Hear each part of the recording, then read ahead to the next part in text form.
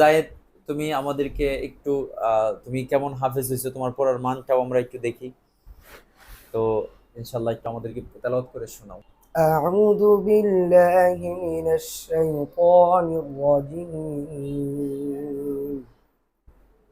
بسم الله الرحمن الرحيم. سنة من قد أرسلنا قبلك من رسلنا ولا تجد لسنتنا تحويلا. أقم الصلاة لدلوك الشمس إلى غسق الليل وقرآن الفجر إن قرآن الفجر كان مشهودا ومن الليل فتهجد به نافلة لك عسى أن يبعثك ربك مقاما محمودا وقل رب أدخلني مدخل صدق وأخرجني مخرج صدق واجعل لي من لدنك سلطانا نصيرا صدق الله العظيم. হ্যাঁ, আমাদের জায়েদ বিন মোহাম্মদ আলী আজকে হিফজ কমপ্লিট করেছেন। মাশাল্লাহ, তার অল্প সময়ের ভিতরেই মাশাল্লাহ সে হিফজ শেষ করছেন। আগে সে অন্য কোথাও পড়তেন।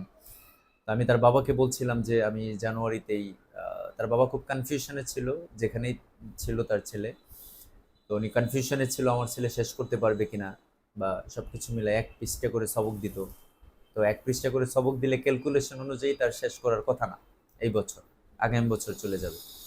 কিন্তু আমি খুব কনফিডেন্টলি তাকে নিয়েছিলাম।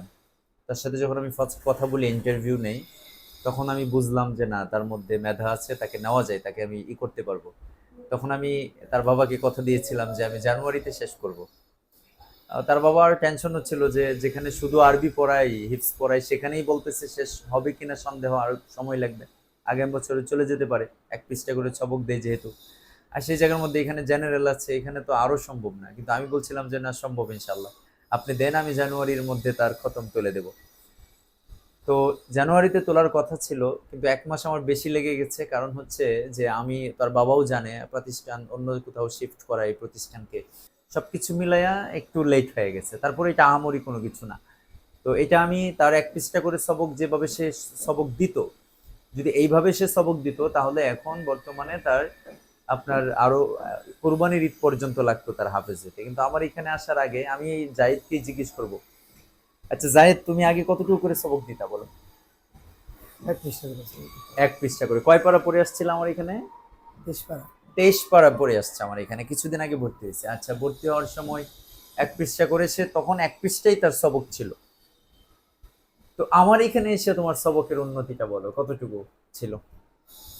এখানে আসার পরে আমার সবক 1.5-2 পৃষ্ঠা করে দেড় দুই পড়াচ্ছি। পৃষ্ঠা করে সবক শোনাইছে, নাহলে শেষ হইতো না, এটা ক্যালকুলেশনই বলে, তার শেষ হইতো না। আলহামদুলিল্লাহ এই বছর শোনাবে। আমি কেমন হাফেজ বানাই তাকে, আমি অলরেডি 5 জন হাফেজ বানাইছি, এখন তাকেও বানাবো ইনশাল্লাহ।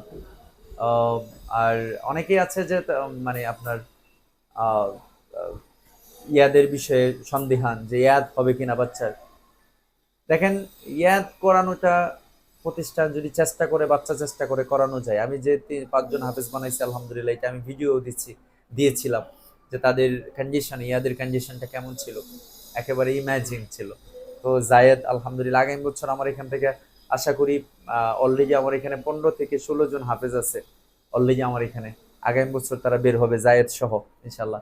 একটা বছর তারা আমার কাছে শোনাবে, তারা ব্যাফাক দেবে ইনশাল্লাহ। দেখা যাবে আমি কেমন ইয়াদ তাদেরকে করাইতে পারি। আমি সবসময় চ্যালেঞ্জিং এ পড়াশোনাটা পছন্দ করি।